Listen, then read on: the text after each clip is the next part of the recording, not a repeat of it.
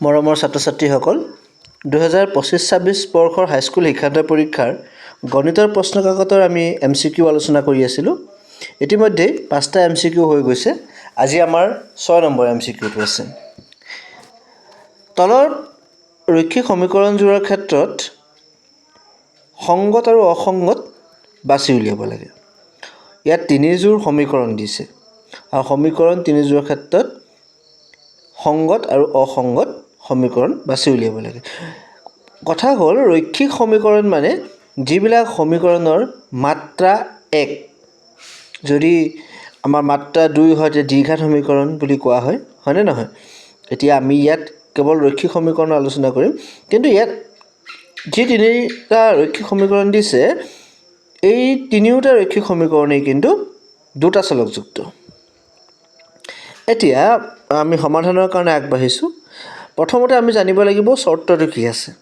দুটা আমি আদৰ্শ ৰৈখিক সমীকৰণৰ লৈছোঁ a1x + b1y + c1 = 0, a2x + b2y + c2 = 0।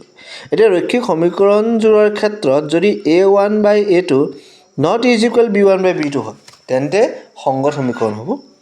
a1/a2 b1/b2 c1/c2 তিনিওটাৰে মান যদি সমান হয় তেন্তে সংগত সমীকৰণ হ'ব। আৰু যদি a1/a2 b1/b2ৰ মান সমান হয় কিন্তু c1/c2ৰ মান সমান নহয় তেন্তে সমীকৰণযোৰ অসংগত সমীকৰণ হ'ব। গতিকে আমি সমীকৰণযোৰ সংগত হোৱাৰ ক্ষেত্ৰত দুটা চৰ্ত পালোঁ। এটা হ'ল a1/a2 ≠ b1/b2 আৰু আনটো হ'ল a1/a2 = b1/b2 = c1/c2। আৰু অসংগত হোৱাৰ এটা চৰ্ত আছে, চৰ্তটো হৈছে a1/a2 = b1/b2 ≠ c1/c2। এতিয়া আমি অংকটোলৈ যাওঁ।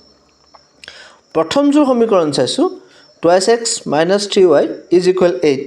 এতিয়া সমান চিনৰ সোঁহাতে থকা 8টো আমি বাওঁহাতলৈ লৈ আহিম। গতিকে এইটো হ'ব 2x - 3y - 8 = 0। আনটো সমীকৰণ হৈছে 4x - 6y = 9, যিটো হ'ব 4x - 6y - 9 = 0।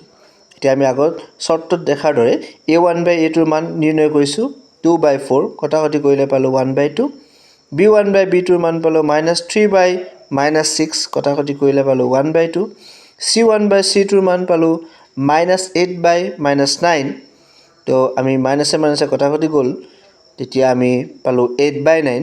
গতিকে a1/a2 আৰু b1/b2 মান দুটা সমান হৈছে, 1/2 1/2 হৈছে, কিন্তু c1/c2ৰ মান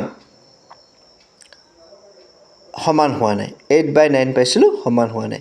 এতিয়া আমি যিটো 3 নম্বৰ আমাৰ চৰ্ত আছিলে, যদি a1/a2 = b1/b2 ≠ c1/c2 হয় তেন্তে সমীকৰণযোৰ অসংগত হ'ব। সেই চৰ্ত সাপেক্ষে প্ৰথমযোৰ সমীকৰণ অসংগত হ'ল। গতিকে আমি পালোঁ যে অপশ্যন A আৰু অপশ্যন B এই দুটা ভুল অপশ্যন।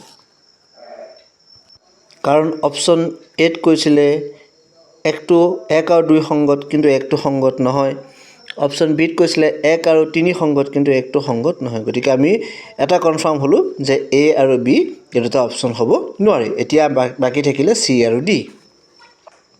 2 নম্বৰ সমীকৰণটো চাম এতিয়া। 2x + 3y - 9 = 0, 4x + 6y - 18 = 0। ঠিক একেদৰে আমি a1/a2ৰ মান চালোঁ 2/4, কটাকটি কৰি পালোঁ 1/2, b1/b2ৰ মান পালোঁ 3/6, কটাকটি কৰি পালোঁ 1/2, c1/c2ৰ মান পালোঁ -9/-18, কটাকটি কৰি পালোঁ 1/2। গতিকে a1/a2 = b1/b2 = c1/c2। গতিকে এই 2 নম্বৰ সমীকৰণযোৰ সংগত হ'ল। ইতিমধ্যে আমি গম পাইছিলোঁ যে A আৰু B অপশ্যন দুটা ভুল। এইবাৰ আমি কনফাৰ্ম হ'লোঁ অপশ্যন Dটোও ভুল, কাৰণ কেৱল 3 সংগত বুলি কৈছে কিন্তু 2টোও সংগত হৈছে। গতিকে শুদ্ধ অপশ্যন হ'ব Cটো, কেৱল 1 অসংগত। আমি 3 নম্বৰৰ সমীকৰণযোৰ সমাধান নকৰাকৈয়ে কেৱল প্ৰথম আৰু 2 নম্বৰ সমীকৰণযোৰ সমাধান কৰিয়েই আমি শুদ্ধ উত্তৰটোত উপনীত হ'ব পাৰিলোঁ। এইদৰে আমি MCQখিনি কৰিবলৈ যত্ন কৰিব লাগে। আশা কৰোঁ তোমালোকে এই 6 নম্বৰৰ আমাৰ আজিৰ যিটো প্ৰশ্ন আছিলে এইটো সুন্দৰভাৱে বুজি পাইছা। তোমালোকৰ যদি কিবা ডাউট আছে তোমালোকে মোলৈ কমেণ্টৰ যোগেদি জনাব পাৰা। মই যদি তোমালোকৰ ডাউট থাকে পুনৰ বুজাই দিম। মই তোমালোকৰ কাৰণে 7 নম্বৰ প্ৰশ্নটো হোমৱৰ্ক হিচাপে আগবঢ়াইছোঁ। তোমালোকে আজি এই প্ৰশ্নটো যত্ন কৰা আৰু ইয়াৰ উত্তৰ কি হয় মোলৈ কমেণ্ট কৰি জনাবা। তোমালোকে ইমান সময় ভিডিঅ'টো চোৱাৰ বাবে সকলোকে ধন্যবাদ জ্ঞাপন কৰিলোঁ। লাইক, কমেণ্ট আৰু শ্বেয়াৰ কৰিবা।